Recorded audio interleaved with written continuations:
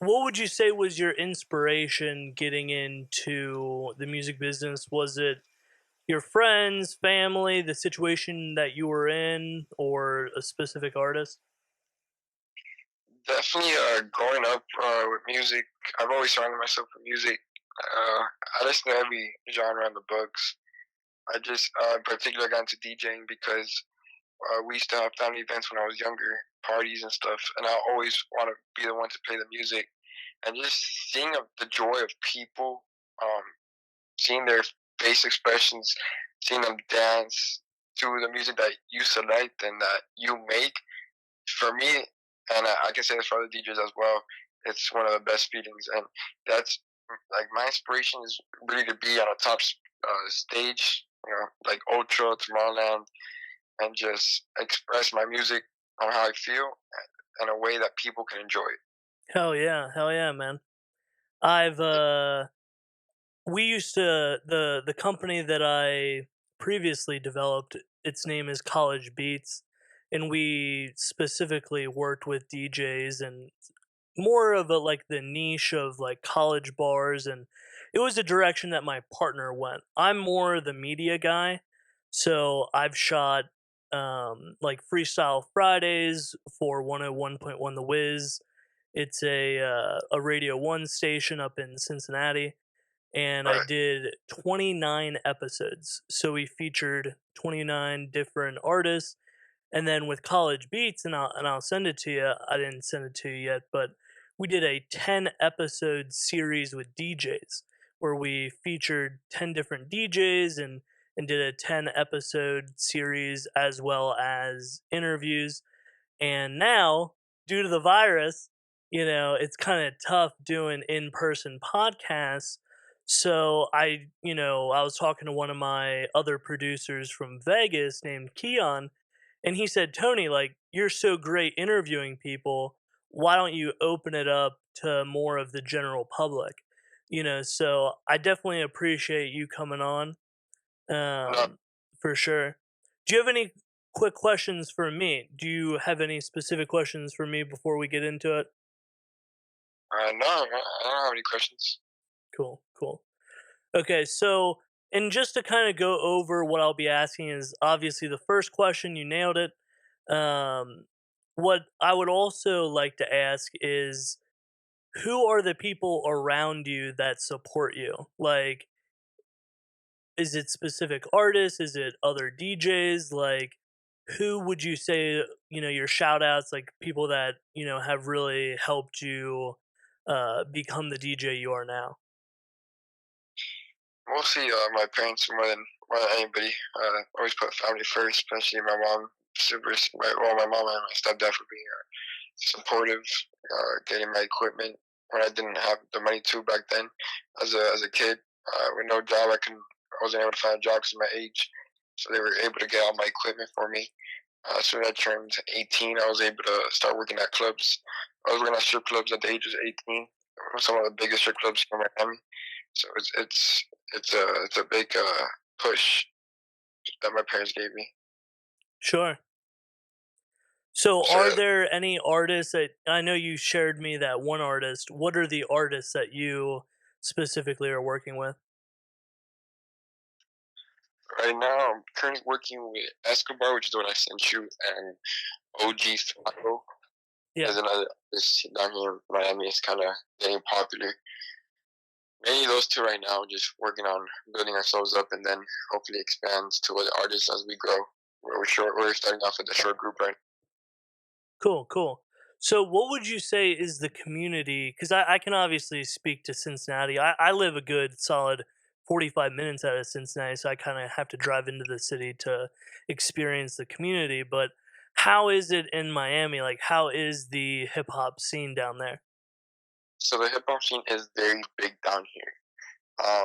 We have the best clubs, in my opinion, in the United States. The best clubs right down here in South Florida and Miami Beach. So we always have open mic nights. We have always concerts, festivals come here. Rolling Loud comes here. It's a big hip hop festival.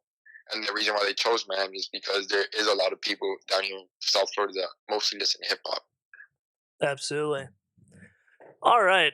So, if you could, please introduce yourself, say where you're from, and a little bit of an intro for me. Okay, just let me know when to start. Yeah. All right. You can start now.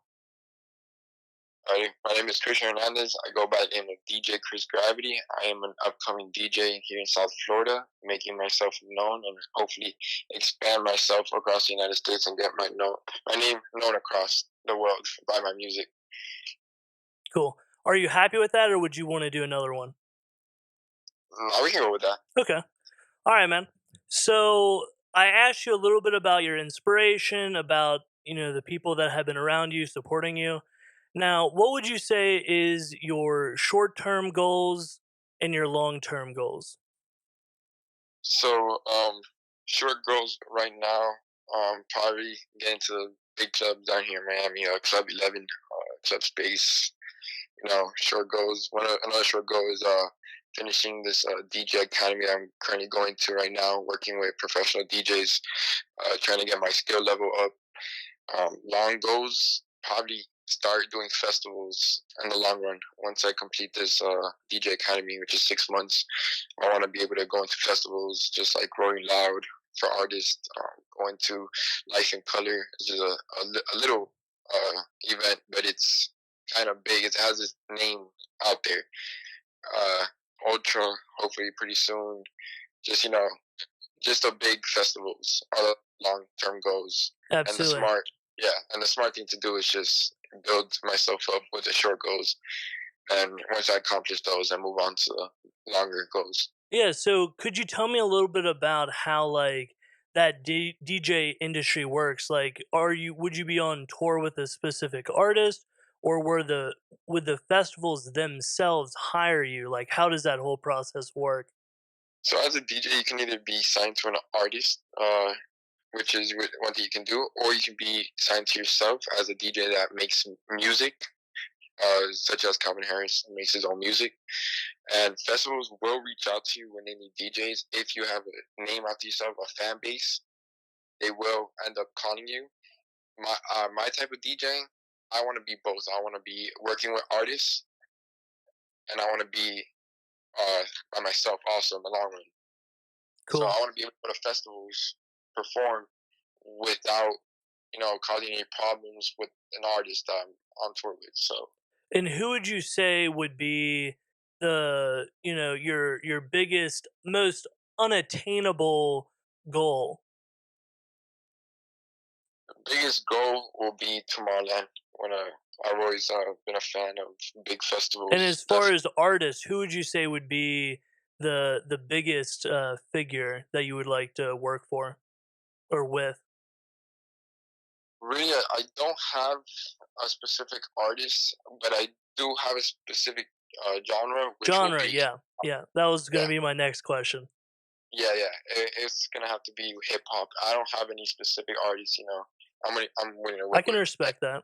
So, what would you say, like, as far as what you play? What is your genre? Talk a little bit about that. So down here in South Florida, we have a mixed culture. As you know, we're Latinos down here in South Florida, and we also have the hip hop side. So when I DJ, I mostly play Spanish music and I play hip hop music, and I try to bring them both together. And normally it works out. The people love the way I do it. I try to throw in different traditional music that people like down here in South Florida. So that's what makes me a good Special, DJ. your competitive advantage. Yeah, pretty much. Dope. So, and I asked you the same question before in our little pre-interview, but do you have any questions for me? Did you look at any specific things on my page, or when it comes to media, who does your media? Do you have people that, like I asked before, like whether or not it's management or agents or a videographer, a photographer? Is there anybody in your life? So right now, I am managing myself on my own. I'm doing my own media mentions. I'm doing my own social medias. Now there is a specific person that I like to call out. His name is Sebastian. He's like a brother to me. He's my photographer, my videographer as well. He's been with me forever. and yeah, he'll always be on the ride with me wherever I go for sure. Cool, cool. Now, if anybody would like, I will list all of the links down in the description below. And if you haven't already, please subscribe. Where can everybody find you? So my Instagram is at DJ Chris Gravity. My SoundCloud is also DJ Chris Gravity. So now so we basically covered it pretty well. Is there anything else specific that you would like to talk about? Um, oh, we pretty much covered. Yeah. Yeah, Well, like we I said, my friend, the artist producer from Vegas, he's like, TP, like you're so great at interviewing people. So we basically covered everything. yeah we did. Um, but and for me, like it's not just about the interview because I've also produced other Well, interview series, and I've I always what's I up? do want to I do want to mention something. Okay, I don't know yeah, if you're done. Are you still yeah, recording? we're still recording. Yep. Okay. Yeah, there is one thing I want to talk about, and I hope I leave a footprint on this because high school, I used to get bullied for wanting to be a DJ. I used to get, my name making fun of, and I know a lot of artists go through that. I know a Yeah, lot of real DJs go. shit. So I just want to say, I want to put out there, don't listen to them. I was bullied for my name in high school, and right now I'm achieving goals, and just try to focus on yourself. People are always gonna hate. I've I have a small fan base right now, growing it right now, and half those people hate on me, but those are your biggest supporters because they show more attention to you than your actual supporters.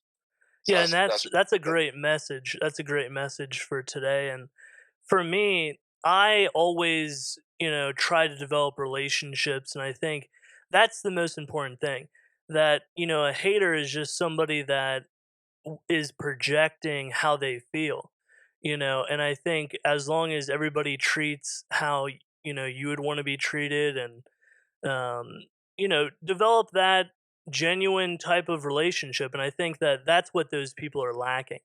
That they don't have anybody in their life that are willing to, sit them down and be like, hey, you don't need to pick on so and so. That I mean, I remember having kids in high school that I stood up for, right. and it always reminds me, that, 10, 15 years later, they're still my friends, and they own businesses. And, it's all about, at the end of the day, you can't tell somebody to grow up. They have to go through their own life experiences themselves.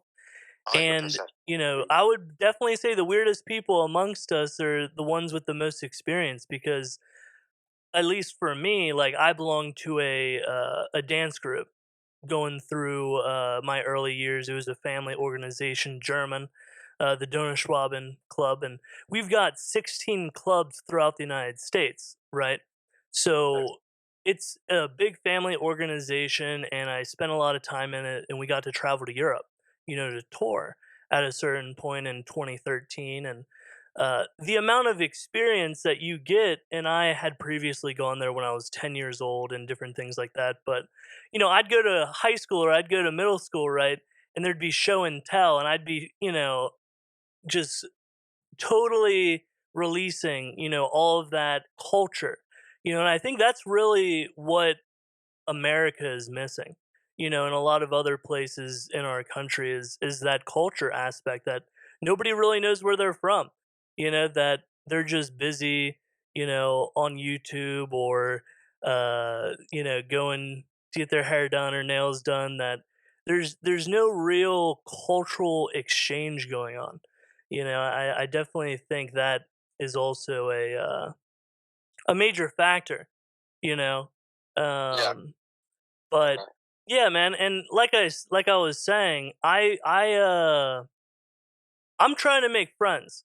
That I really feel like people that are like-minded, it's really important to get together and to brainstorm. And if you have any questions, and I know, you've already got the media guy, I'd be more than happy to interview him too, at a certain point if he would be interested, because Okay. I Cool. always want to chop it up. And that up here in Cincinnati, I have a 3,600 square foot production studio, right? So I've got Uh, Cyclorama. It's real dope. I think I sent you a couple videos. yes, Um, yeah, and I have an artist that we're working with named Season, and he's signed to RIP Juice World. So, that's one of our guys, and Steve Cannon out in California with um, that group, Little Xans and Xanarchy Gang. Um, so it's definitely a process, and I'm trying to think what other things could we chat about. Um, but we basically covered everything. yeah, we did. Yeah. Um, I'm trying to think. We basically covered everything. Um, where? I'm trying- No, I mean we basically covered it, dude. Yeah, Yeah. we knocked it off. All right. So what I'll do is I will process the footage and then get back to you with the clip. And then as far as right now goes, I've started releasing them each Monday. But Okay, the problem is I'm getting so many in that I feel like in 2-3 weeks I'm gonna have 30 of them sitting around, and then the next person I talk to, they're gonna be like, "All right, when is it gonna come out?" And I'm gonna be like, "Oh, well, in 30 weeks." So I'm kind of going back and forth whether or not I want to release them every day or once a week or just completely randomly. So I'm okay. I'm kind of on the You, fence you because need a you need a picture of me for the voiceover. yeah, sure, that I can add that to the thumbnail. Um that I do a little um visualizer of sorts, and then I Okay, can also do a promo photo, or if you have any videos or different things like that, we can also promo. But once and I'm pretty quick. So within the next couple hours you'll probably have a clip, and it'll just cool. let me Yeah, know I would love uh to what's up. something. Yeah. Yeah, I'd love to get that immediately so I can post it up. Yeah. And what I would say is it's kind of like a rough draft, right? So then you Okay, can tell me what parts were your favorite, right?